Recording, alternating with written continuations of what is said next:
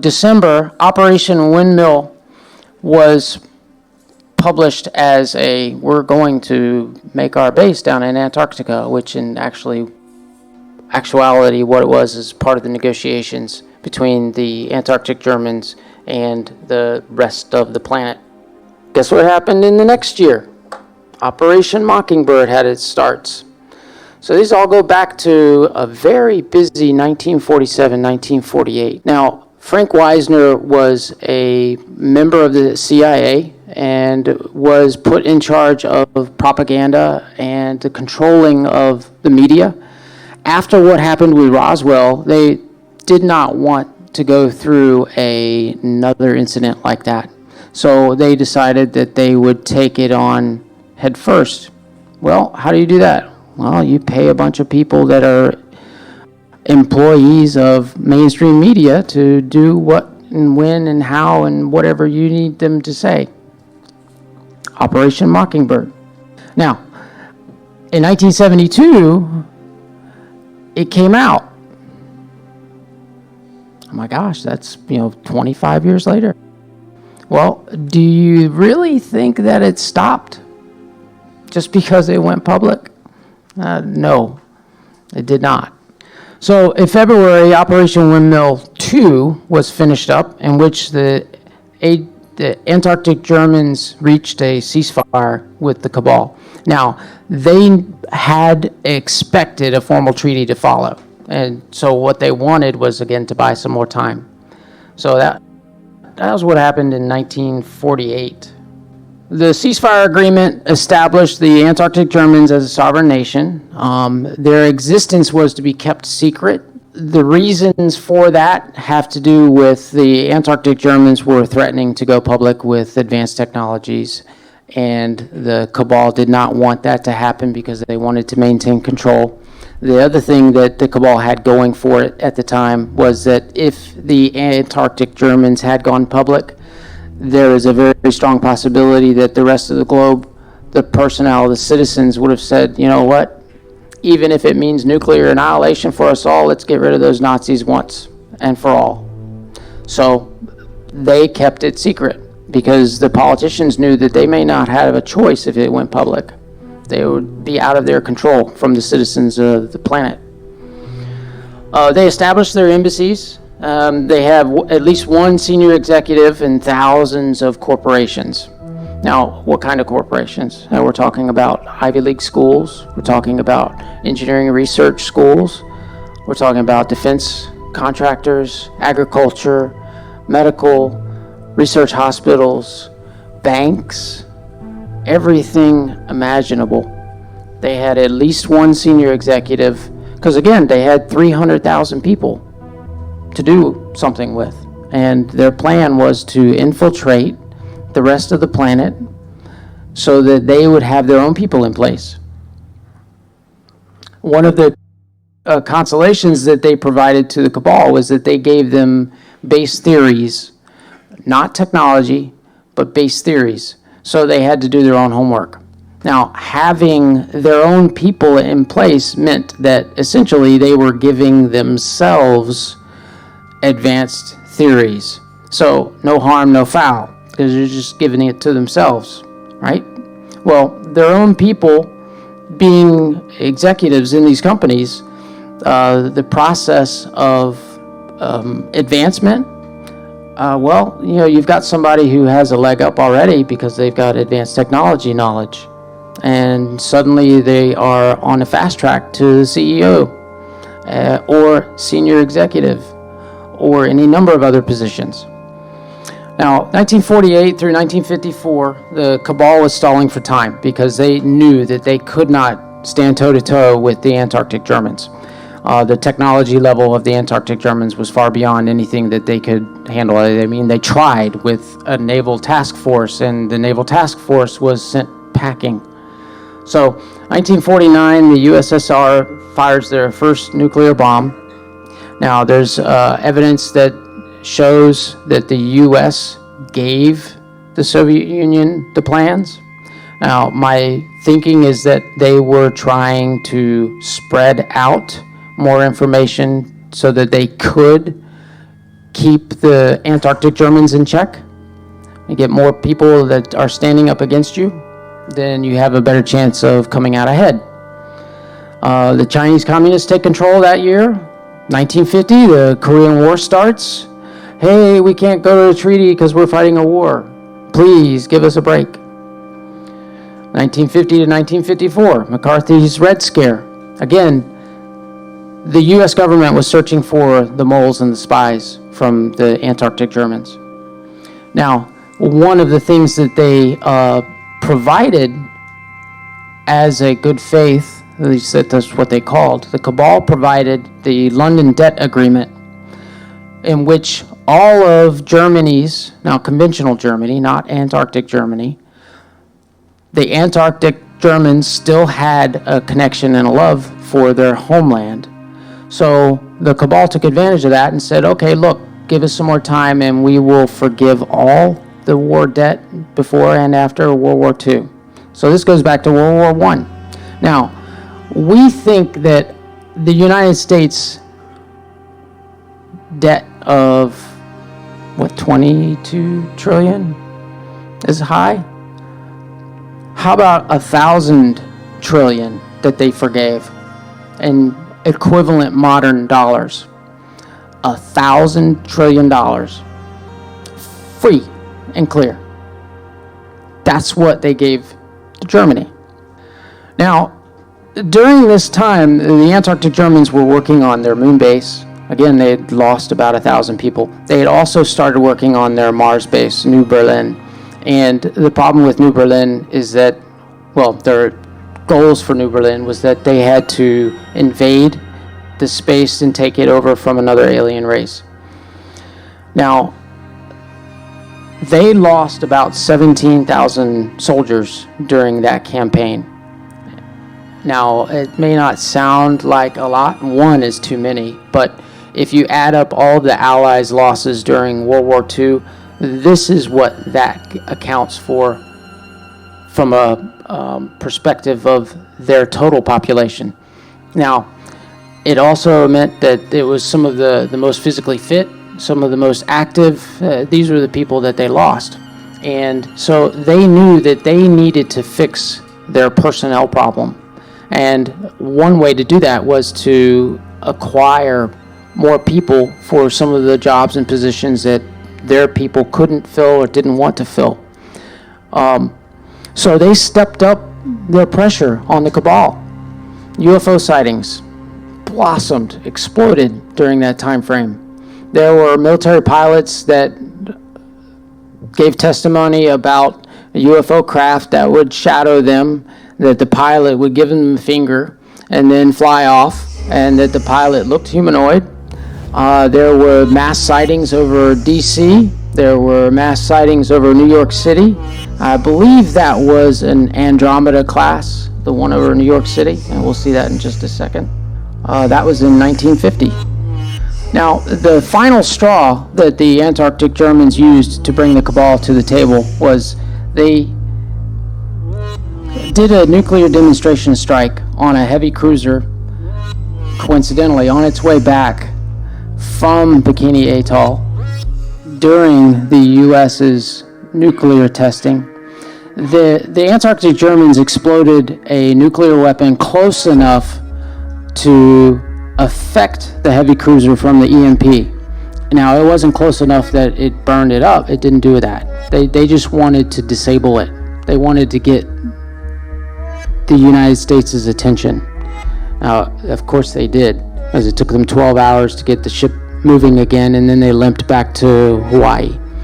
But the Antarctic Germans took it a step further because they knew that the U.S. government would probably say, hey, there's a chance that, those Navy personnel were too close to Bikini Atoll, and that was the explosion that knocked out the power and all the electronics and electrical systems on the heavy cruiser.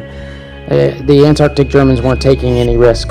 So they had filmed the entire operation and sent boxes of these films to pretty much every leader in the world, so that there was no question that, number one, they had nukes, They were willing to use them, and their requests was they wanted to meet to come up with a formalized treaty. Well, that pretty much did it. So, as we mentioned a minute ago, the AG finished up their Mars military campaigns in 1954. That was also the same year that they developed their memory wipe technology. So 55 through 59 was when the Antarctic Treaty negotiations began. Now, Antarctica, I imagine that everybody here has read or heard some things about Antarctica. I mean, it's about the size of the United States. It has every natural resource, from oil and coal to uranium to gold and silver. Now, has there been another spot on the planet that corporations wouldn't go into to drill for oil? Think about the depths that they would go to in the ocean, or the fracking, or the lengths that they will go to. Well, why didn't they do it in Antarctica? It's got all these resources. Well, it's because of the Antarctic Treaty. There were two components to the Antarctic Treaty. There was a public version, and then there was a classified version. Operation Deep Freeze 1 and 2 was the operation in which the Cabal had built and established their base in Antarctica, and it also allowed for them to go through the negotiations with the Antarctic Germans. This time was also when the Antarctic Germans continued their political espionage, because they wanted to infiltrate every country, not just one, but every country, every major corporation, every major organization on the planet. That was how they were going to run their things, and that's how they were able to gain control over technology. So 1959 was the year that the Antarctic Treaty was enacted. Now, what did the Antarctic Treaty, the classified portion, what did it do? Well, it granted the Antarctic Germans about 150,000 personnel from the rest of the world. Now, what does that mean? They were going to pick them up from a place and time of their choosing. They had assured the rest of the leaders of the world that they would pay them and take care of them and feed and house them and give them fair medical treatment and anything that they needed. Give them the opportunity to become German citizens if they so chose at the end of 5 years. If they didn't, oh well, okay, they would send them back home. That didn't happen. Surprise. Also, as part of the Antarctic Treaty, is that they had at least one Antarctic German on the governing board of directors. So not only do they have senior executives, at least one, the larger corporations had 5 to 10, but they've got now their own people on the board of directors. And thousands of worldwide corporations, universities, medical research facilities, banks, financial institutions, you name it. The other portion of their plan was to have at least one executive, one of their citizens on the executive branch of every government on the planet, at least one. The United States had multiple civilians from the Antarctic Germans within the government. Now, again, their society was to remain classified. They didn't want it coming out, because they didn't want the world ganging up on them, and the Cabal would lose their power and control if that happened. So it was a win-win for both of them. The AG stopped and ceased their overflights and their shadowing of both civilian and military aircraft. Through the 60s, the Cabal and the Antarctic Germans continued their cat and mouse game.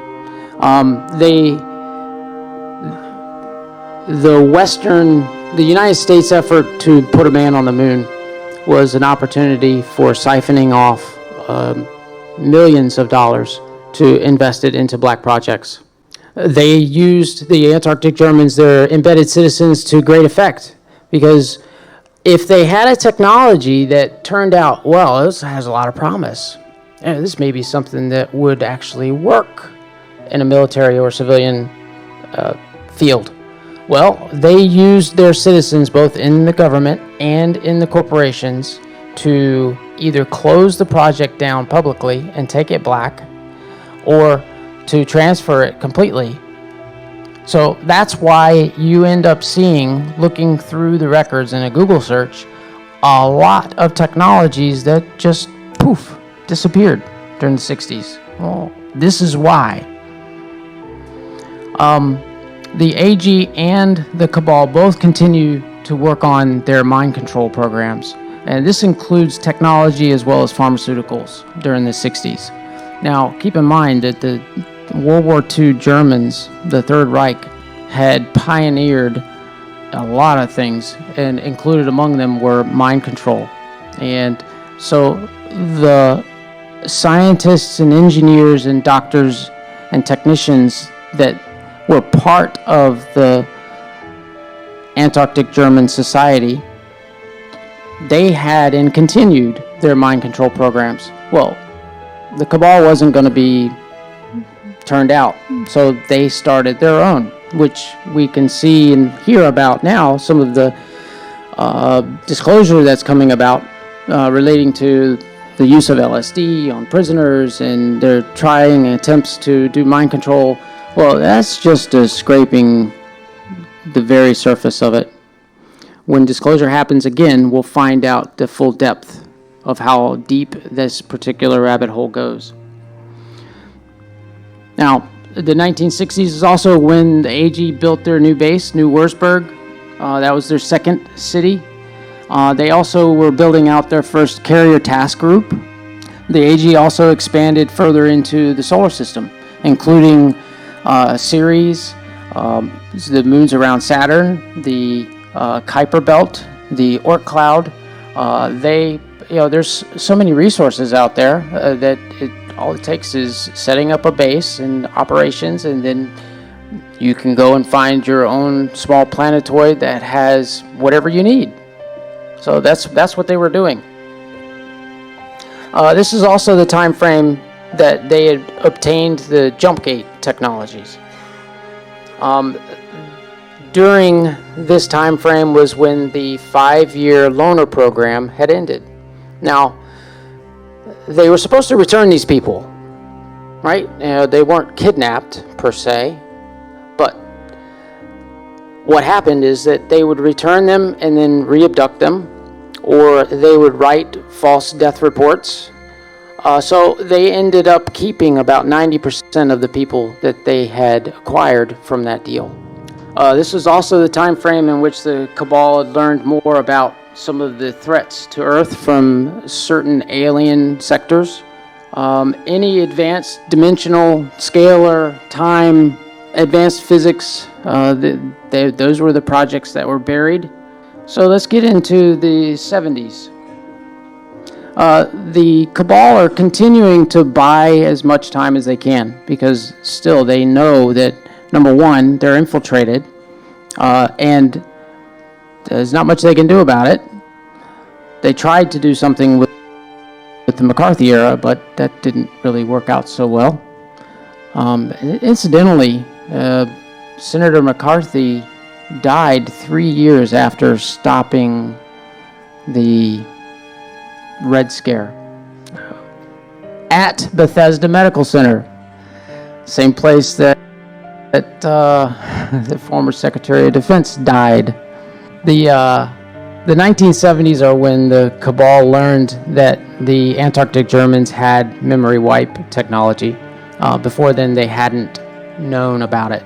So the mind wipe technology was really on par with the Manhattan Project, because it allowed a government to operate in 100% certainty that the information that was going out with the personnel was locked down.